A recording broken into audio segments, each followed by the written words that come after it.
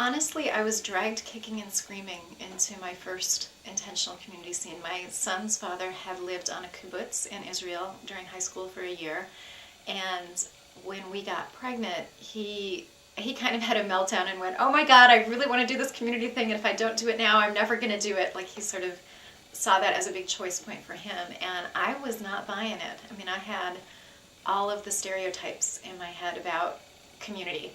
You know, that it was kind of the sex, drugs, rock and roll, hippie commune, nobody ever bathes, there's lots of drugs. It's, you know, I mean, all the really bad stereotypes I had in spades. And so he pretty much convinced me to just go look and give it a try. And I had been involved with a lot of different kinds of activism work, you know, sustainability stuff, feminism, gay rights stuff, race relations, a whole series of things when I was in college. And when I got to Eastwind for the first time, it took me about 24 hours to figure out that these people were doing what I was talking about doing. And there was a way that having, particularly the income sharing setup, like really empowered some interesting social relationships between people.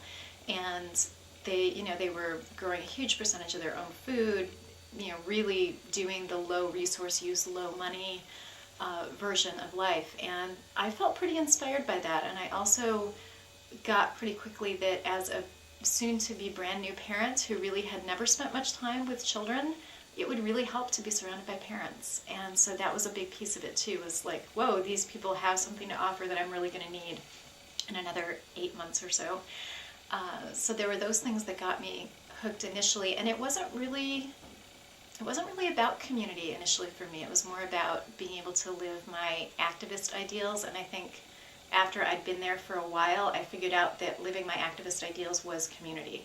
But I didn't really put those pieces together initially. I've ended up at Dancing Rabbit after visiting probably 50 or so communities around the country, and I've been involved for the last 6 years with the Fellowship for Intentional Community. And to me, Dancing Rabbit has managed to hit the sweet spot between practicality and idealism better than any group I've seen. Like, it's a group of like really idealistic people who have a really big vision for really sending a ripple out that is designed to change the world in some significant ways. And usually when you bump into people like that, it's pretty flighty. I mean, it's like, I have these ambitions about changing the world, but it's not really grounded. And Dancing Rabbit has managed to ground it. And, you know, there's people here who are really doing that at a level of like daily life practicality that I just haven't seen in too many other places, and I really appreciate that. And I also just have a sense that this is my tribe in a lot of ways. Like, the people connections here are really good for me. And a lot of activist circles tend to train people into being somewhat disconnected from each other. Like, it's about the issue, not about the people. And I miss the people part when I'm just doing straight up activism. And being here, I get to do both, and I get to have both of those things on a daily basis, and I really, really value that. Well, and I think one of the other things that balance between the practical and ideal gives us at Dancing Rabbit is that it's not a very high judgment zone. I mean, there's a lot of different ways that people can put things together, and a lot of different ways that they can express their environmental values, and there's not a sense that one size has to fit all here, or that this is the dogma about how things are supposed to be happening ecologically. It's really about, like, let's find how many different creative ways we can put it together, and that's pretty cool.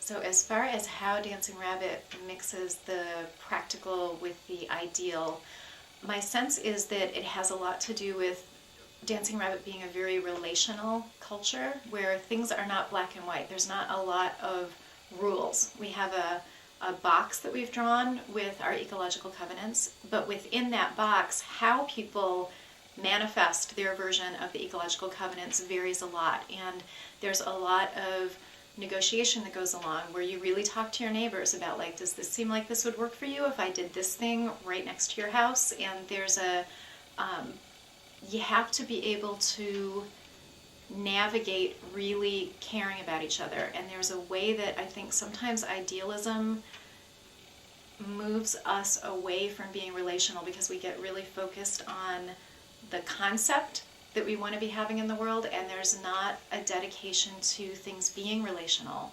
And so we kind of get lost in our heads a lot and get harsh and get disconnected from each other. And so at Dancing Rabbit, we've found ways to insist that things are high communication. And somehow that, and I don't exactly understand how that all trickles down, but somehow that has allowed us to really manifest things in a very practical way. And we also do a lot of just bouncing ideas off each other.